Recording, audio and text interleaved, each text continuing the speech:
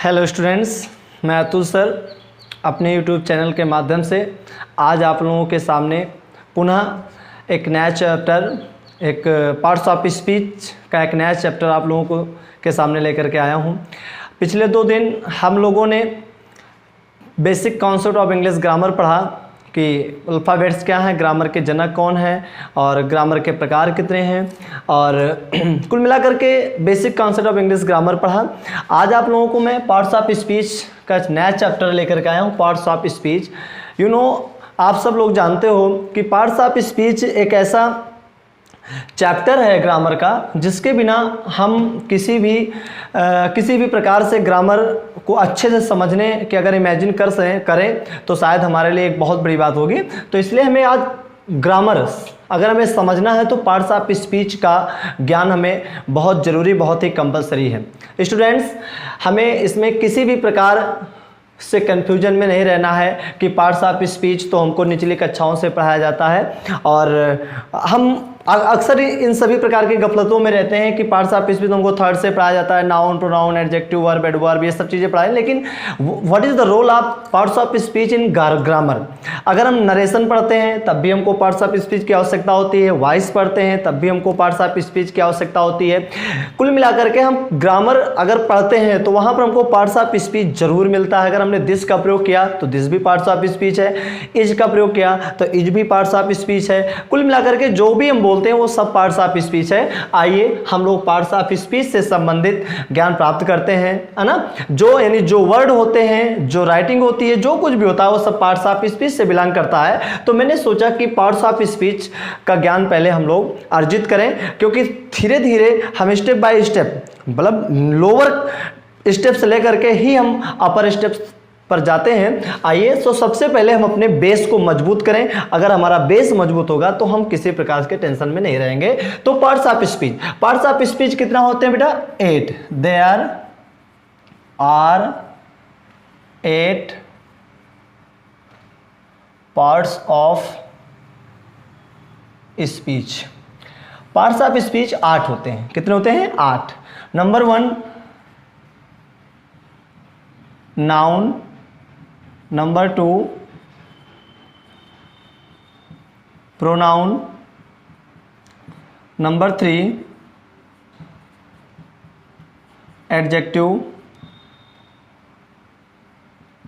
Number 4 verb, number 5 adverb. उसके बाद 5 हो गए, 6 यहाँ पर हम लिख दे रहे हैं एडवर्ब, प्रीपोजिशन, 7वां है कॉन्जंक्शन,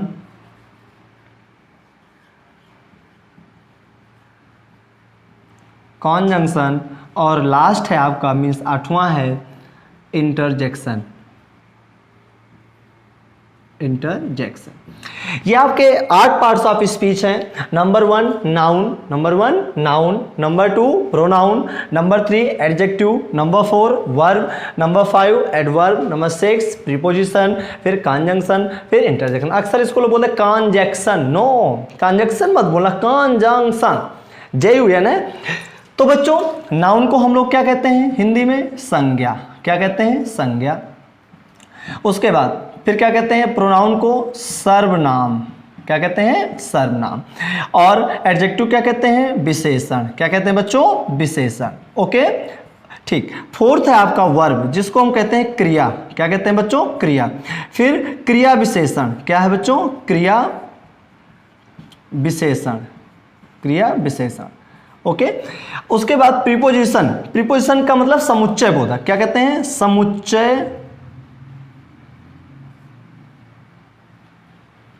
समुच्चय बोधक। और कॉन्जंक्शन का मतलब संयोजक। क्या होता है? संयोजक का मतलब कल मैंने लिंकिंग वर्ब बताया था, तो जो योजक मतलब जो जोड़ता है वही संयोजक। और इंटरजेक्शन विस्मयादि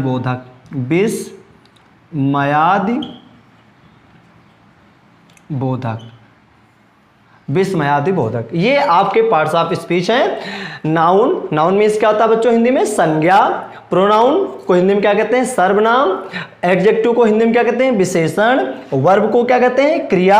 एडवर्ब को क्या कहते हैं? क्रिया विशेषण।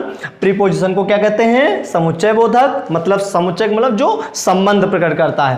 कंजंक्शन संयोजक, अर्थात जो दो वाक्यों को जोड़ता है, दो वर्ड को जोड़ता है, दो क्लॉजेज को जोड़ता है, दो एडजेक्टिव्स मतलब जो जोड़ने का कार्य करता है टुगेदर, वो कंजंक्शन होता है।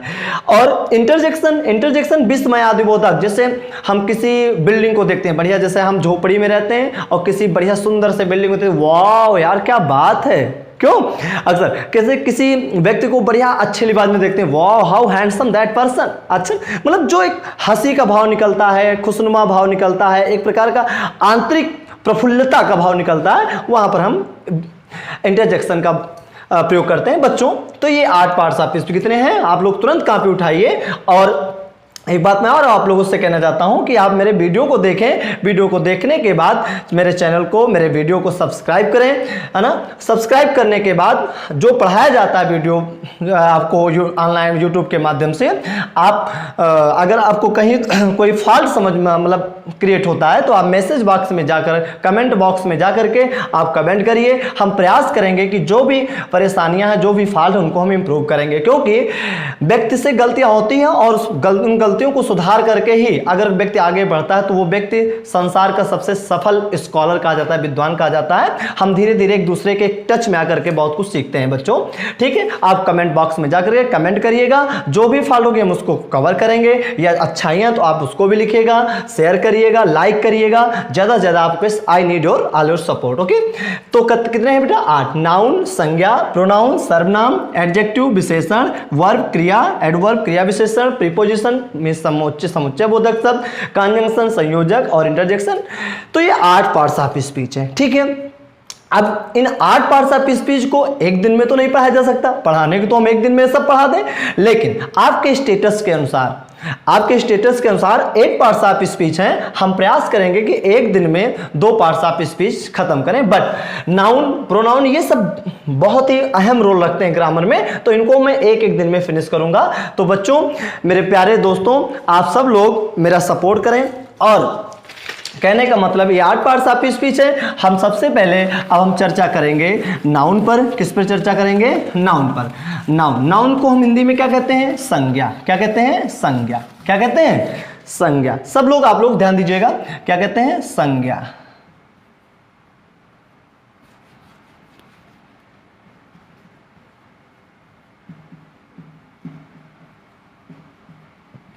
संज्ञा, okay.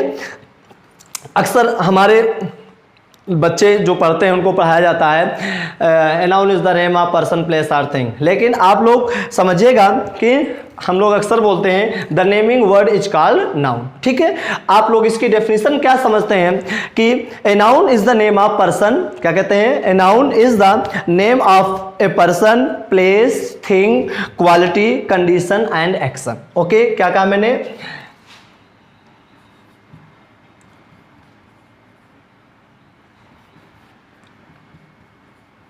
A noun is the name of a person, place, thing, condition,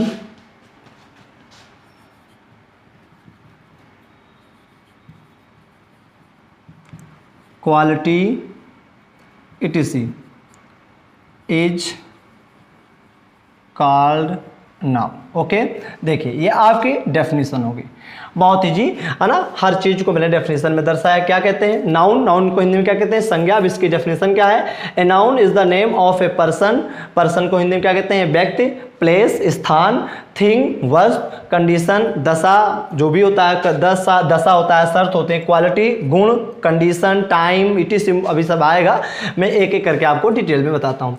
तो नाउन की डेफिनेशन क्या होती है? A noun is the name of a person, place, thing, condition, quality, it is called noun. Okay, जिसमें व्यक्ति का भाव प्रकट हो, स्थान का भाव प्रकट हो, किसी वस्तु का भाव प्रकट, किसी शर्त का या भाव का भाव प्रकट हो, क्वालिटी गुण का भाव प्रकट हो, वहां पर हम क्या कहते हैं? उसे क्या कहते हैं? नाउन कहते हैं। चलिए, अब हम एक बात हमारे सामने आई कि सर ने हमको यहाँ पर इतनी सारी चीजें बताई, person, place, thing, condition, quality, ये सब चीजें बताई, तो हम क्यों ना इसको भी कवर करें, इसको भी हम सबसे पहले हमने क्या कहा? पर्सन। क्या कहा बच्चों? Person, PERSON।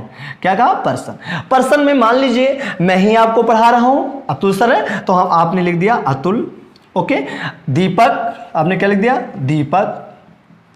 रेखा, ये देखो, ये सब क्या है? आपके प्रॉपर नाउन है। प्रॉपर, अभी तो मैंने तो प्रॉपर नाउन निकल गया, लेकिन ये क्या है? सब पर्सन है। क्या है बच्चों? पर्सन है। उसके बाद हमने क्या बात करी है? प्लेस। क्या बात करी है? प्लेस। प्लेस क्या है? स्थान। इसको जैसे लखनऊ, LUCKNOW, लखनऊ है ना, दिल्ली, ठीक है। जैसे हम बाराबंकी में रहते हैं, बाराबंकी, ठीक है, बाराबंकी किस तहसील में रहते हो? हैदरगढ़ में, तो आप हैदर, वो सब प्लेस हो गया। उसके बाद हमने कहा थिंग। क्या कहा? थिंग। थिंग मतलब वस्तु, आपने क्या डाल दिया? थिंग। क्या डाल दिया? थिंग। थिंग क्या होता है? Pen. Okay, pen, book, ETC। Okay, अब हमने क्या शर्त रखी? कंडीशन। क्या रखी है? कंडीशन। कंडीशन में से आप क्या लिखते हो? कंडीशन। कंडीशन मतलब क्या होता है? भाव, दशा। तो क्या होगा? इलनेस। इलनेस, इलनेस मीन्स क्या होता है? बीमारी। यार उसकी दशा तो बहुत खराब है, his condition is very dangerous, very harmful, ठीक है। इलनेस, इलनेस मीन्स क्या होता है बेटा? स्वास्थ्य खराब होना, बीमारी होती है। फिर लास्ट है आपका क्वालिटी। क्या है? क्वालिटी। क्या बचा आपका? क्वालिटी। क्वालिटी, क्वालिटी मीन्स क्या होता है? गुण। क्या होता है? गुण। जैसे honesty, HONESTY, honesty. Honesty means ईमानदारी। ट्रूथनेस, क्या होता है? ट्रूथनेस, फॉल्स, ठीक है। ये सब आपके क्या कहते हैं? ये तो उनका गुण है। जैसे हम किसी झूठ बोल देते हैं, ये तो यार उनके स्वभाव में है, वो तो बहुत ईमानदार है, हाँ यार वो तो है यार स्वभाव, यानी कि हम अच्छे हैं तो हमारी क्वालिटी अच्छाई में गिनी जाएगी, हम बुरे हैं तो बुरे में गिनी जाएगी। कुल मिलाकर के जो हमारी क्वालिटी होगी उसी क्वालिटी के अनुसार हम एक दूसरे के मनोभाव में अपना स्थान प्राप्त करते हैं, ठीक है। ये बच्चों हो गए आपके, मैंने कितने बताए थे? Person, place, thing, condition, quality. Person में किसी व्यक्ति का भाव प्रकट होता है, प्लेस में किसी स्थान का भाव प्रकट होता है, थिंग में किसी वस्तु का भाव प्रकट होता है, कंडीशन में किसी दशा का भाव प्रकट होता है, क्वालिटी में किसी गुण का भाव प्रकट होता है। ये सारी चीजें हैं। आइए आप लोग तुरंत नोट कॉपी और नोट पेन उठाइए और इनको नोट करते चलिए मेरे साथ में, क्योंकि थोड़ा स्पेस कम है ना, तो हम slowly and slowly step by step हर चीज। तो डेफिनेशन हो गई, डेफिनेशन के बाद प्रकार जो मैंने आपको डेफिनेशन में लिखा उसको मैंने बताया, ठीक है। आइए इसके बाद हम लोग चर्चा करेंगे, बहुत बड़ी बात नहीं है, बस केवल हमारे आपके माइंड पे डिपेंड करता है कि कितने अच्छे समझ लें बस, ठीक है। चलिए अब हम बात करेंगे कि नाउन, है ना, ये तो हमने समझ लिया नाउन के कितने प्रकार होते हैं। चलिए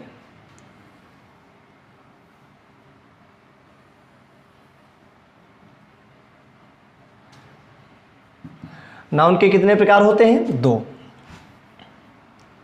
ठीक है। एक होता है काउंटेबल नाउन,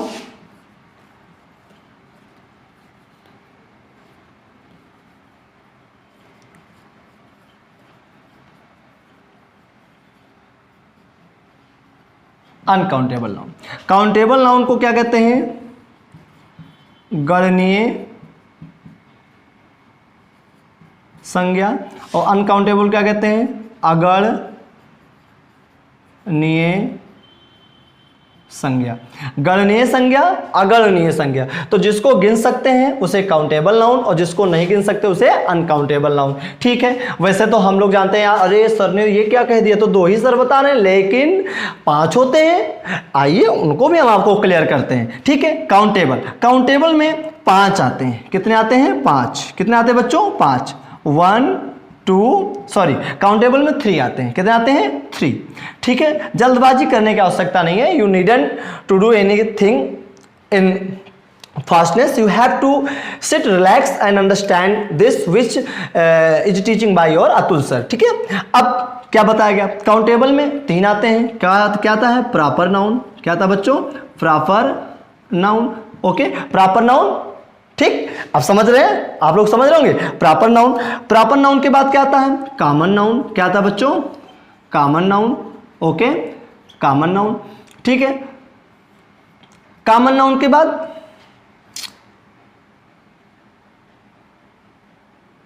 कलेक्टिव नाउन।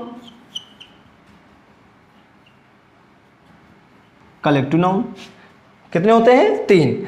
सबसे पहले proper noun, common noun, collective noun. Proper noun को क्या कहते हैं बच्चों? व्यक्ति वाचक संज्ञा। कॉमन नाउन को जाति वाचक संज्ञा। और कलेक्टिव नाउन को कहते हैं समूह वाचक संज्ञा।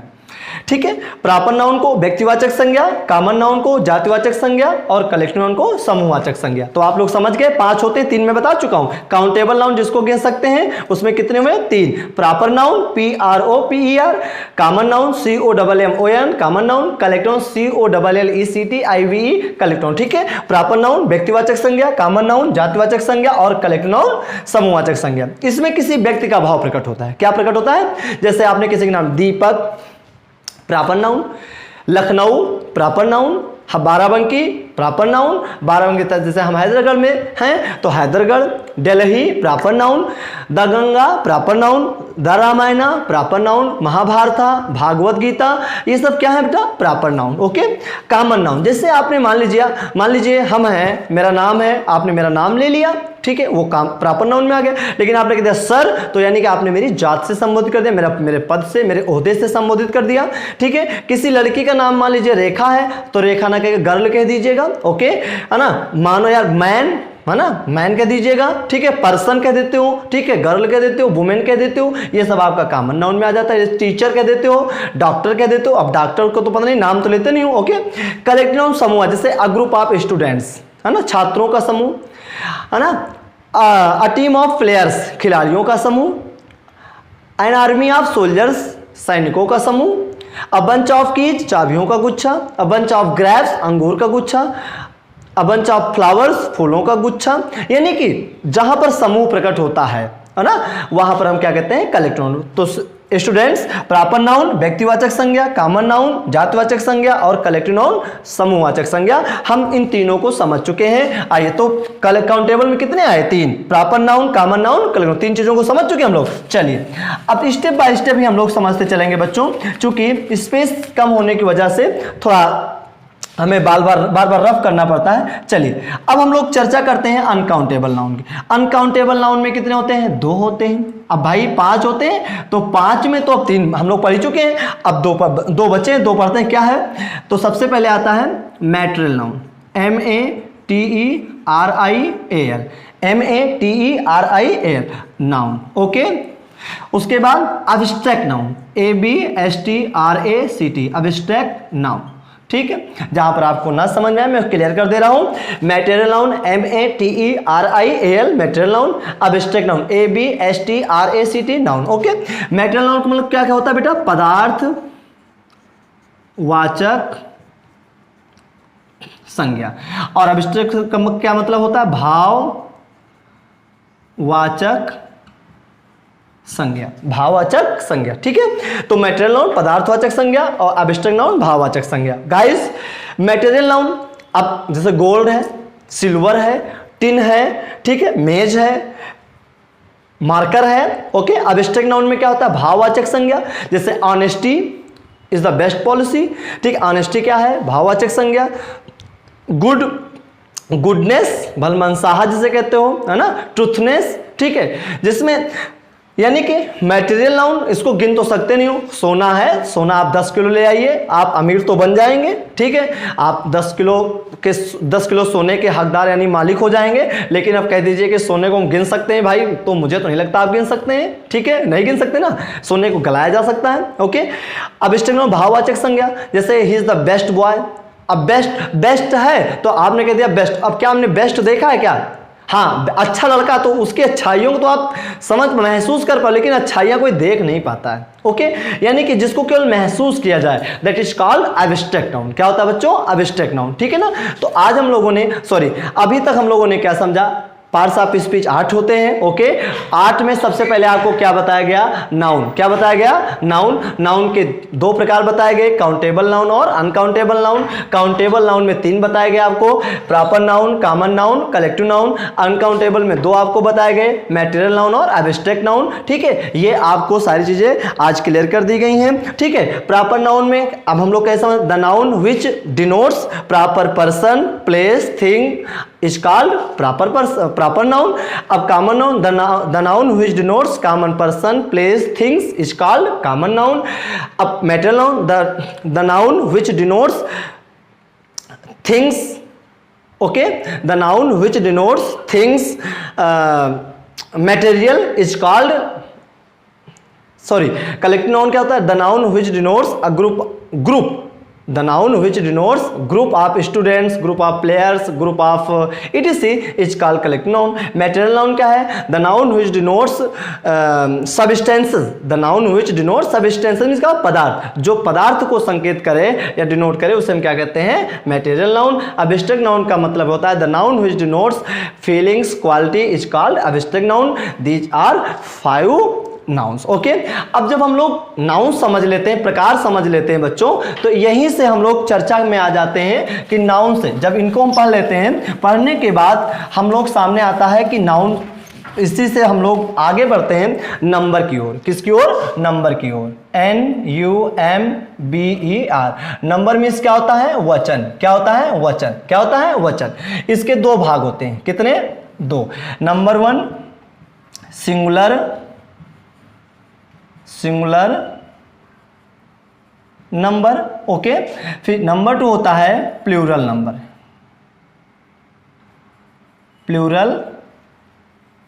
Plural number. सिंगुलर नंबर इसको हिंदी में कहते हैं एक वचन। क्या कहते हैं? एक वचन। प्लूरल नंबर को क्या कहते हैं? बहुवचन। क्या कहते हैं? बहुवचन। सिंगुलर नंबर जैसे हमने कहा मोहन तो प्रॉपर नाउन है, लेकिन आपने कह दिया बॉय अकेला लड़का है, यानी कि बॉयज कम हियर, लड़कों यहाँ हो, यानी कि आपने बहुवचन, यानी कि एक नाउन अगर सिंगुलर बॉय का होता तो सिंगुलर नाउन था, अगर वहां पर एस लगा दिया तो बन गया आपका प्लूरल नंबर। तो यानी कि सिंगुलर नंबर एक वचन, प्लूरल नंबर बहुवचन। तो बच्चों सिंगुलर नंबर में किसी एक व्यक्ति या वस्तु का भाव प्रकट होता है, यानी कि जब किसी एक व्यक्ति या वस्तु या कंडीशन, प्लेस जो भी होता है अलग अलग, हम तो जहां एक का भाव प्रकट हो that is called singular number, और जहां पर एक से ज्यादा हो वहां पर हम क्या कहते हैं? Plural number. क्या होता है? Plural number. Any problem? So my dear students, आज हम केवल आप लोगों को नाउन से संबंधित चीजें बताई, नाउन की डेफिनेशन, नाउन के प्रकार, okay, proper noun, common noun, collective noun, material noun, abstract noun. उसके बाद आपको नंबर की ओर ले गए। नंबर कितने होते हैं आप जानते हो? 2, सिंगुलर नंबर और प्लूरल नंबर, ठीक है। अब यहीं से एक लास्ट 2 मिनट का समय और लेते हैं आप लोगों से, ठीक है। जब हम ये नंबर समझ लिए हैं तो अब यहीं से थोड़ा सा अब बढ़ते हैं जेंडर की ओर। किसकी ओर? जेंडर मतलब क्या होता है? लिंग। क्या होता है? लिंग। ओके, अब जेंडर कितने होते हैं? अब जैसे आपने कह दिया हेलो सर, तो पता लगा कि हाँ यार एक मैस्कुलिन जेंडर है, किसी पुरुष को बुलाया गया हाय मैम, मैम। अब वहां पर ये तो पता चले किस जेंडर में है लोग, है ना। तो आइए जेंडर कितने होते हैं? There are 4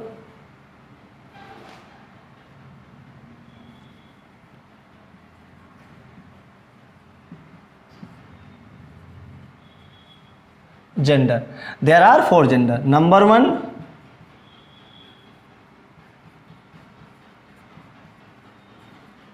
masculine gender,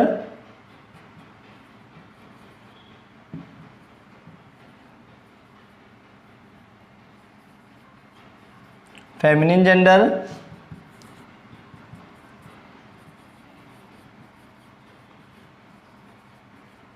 common gender, और फोर्थ है आपका न्यूटर जेंडर, न्यूटर जेंडर। ठीक है, जल्दी से आप लोग अपनी कॉपी और पेन उठाइएगा। तो जेंडर कितने होते हैं? 4। मैस्कुलिन जेंडर, फेमिनिन जेंडर, ठीक है, feminine gender, okay, common gender और न्यूटर जेंडर। मैस्कुलिन जेंडर से पुल्लिंग क्या होता है बच्चों?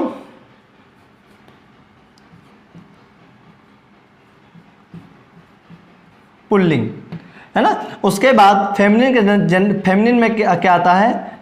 स्त्रीलिंग, स्त्रीलिंग। और कॉमन जेंडर में क्या आता है? उभयलिंग, उभयलिंग। और न्यूटर में क्या आता है? नपुंसकलिंग। ये आपके चार क्या हो गए? जेंडर। तो आज हम लोगों ने समझा कि नाउन के प्रकार 2, काउंटेबल नाउन और अनकाउंटेबल नाउन। काउंटेबल जिसको गिना जा सके, अनकाउंटेबल जिसको ना गिना जा सके। काउंटेबल में 3 आते हैं, proper noun, common noun, collective noun, ठीक है। अनकाउंटेबल में 2 आते हैं, मैटेरियल नाउन और एब्स्ट्रैक्ट नाउन। प्रॉपर नाउन में किसी प्रॉपर व्यक्ति या वस्तु का या किसी प्लेस का भाव प्रकट होता है। कॉमन में किसी जाति का भाव प्रकट होता है। और कलेक्टिव में किसी समूह का भाव प्रकट होता है। और मैटेरियल में किसी पदार्थ का भाव प्रकट होता है। और एब्स्ट्रैक्ट में किसी भाववाचक संज्ञा का भाव प्रकट, जिसको हम लोग केवल महसूस कर सकते हैं। ठीक है, फिर वहीं से हम लोग नंबर की ओर आए। नंबर 2 होते हैं, सिंगुलर नंबर 1 वचन, प्लूरल नंबर 2 वचन। ठीक है, अब जेंडर की ओर बढ़े। जेंडर में लिंग होता है, 4 होते हैं। मैस्कुलिन जेंडर पुल्लिंग, जिसमें व्यक्ति प्रधान, जिसमें व्यक्ति का भाव प्रकट हो। पुरुष का जिसमें पुरुष का भाव प्रकट हो। फेमिनिन जेंडर का मतलब होता है जिसमें स्त्रीलिंग, किसी स्त्री का भाव प्रकट हो। कॉमन जेंडर उभयलिंग और न्यूटर जेंडर नपुंसकलिंग। बच्चों, इन जेंडर 4 होते हैं। कभी कभी इनको हम लोग बहुत ही कम वरीयता देते हैं, प्राथमिकता देते हैं, लेकिन हमको प्रायोरिटी देनी चाहिए, क्योंकि कभी कभी विद्वान जन पूछ लेते हैं भैया चलो बताओ कि ये कौन सा जेंडर है। हम लोग बहुत आता है, लेकिन आते हुए भी हम लोग किसी को आंसर नहीं दे पाते हैं। तो ये आप लोगों की भी रिस्पॉन्सिबिलिटी है कि वीडियो देखें, पढ़ें और थोड़ा सा बुक उठाएं और थोड़ा सेल्फ स्टडी और अच्छे से करें, ताकि आपको इसकी पूरी जानकारी हो जाए। वैसे तो मैं आपको मैंने ये सिलसिला शुरू कर दिया है, आप लोग सपोर्ट करते रहिएगा। मैं आपको लगातार धीरे धीरे जितने भी ज्ञान है, जितने भी संबंधित नॉलेज होंगे, मैं आपको अपने YouTube के माध्यम से प्रदान करता रहूँगा, देता रहूँगा। ठीक है, अब आप लोगों से उम्मीद करते हैं कि आज आपको जो नाउन से संबंधित चीज़ें बताई गई हैं, आप सब लोग अपने नोट अपने कॉपी में पेन से लिखेंगे और उसको समझेंगे। और आप नीचे कमेंट बॉक्स में जा करके जो भी आपको कहीं फॉल्ट लगता है तो उसको आप तुरंत लिखिएगा। ठीक है, और मेरे इस वीडियो को सब्सक्राइब करना मत भूलें। ठीक है, जो भी प्रॉब्लम है आप तुरंत बताएं, मैं उस प्रॉब्लम को सॉल्व करूंगा और आप लोगों की जो डिफिकल्टीज हैं उनको मैं बिल्कुल इजीनेस में चेंज करने का प्रयास करूंगा। Thank you. देखते रहिए YouTube अतुल सर।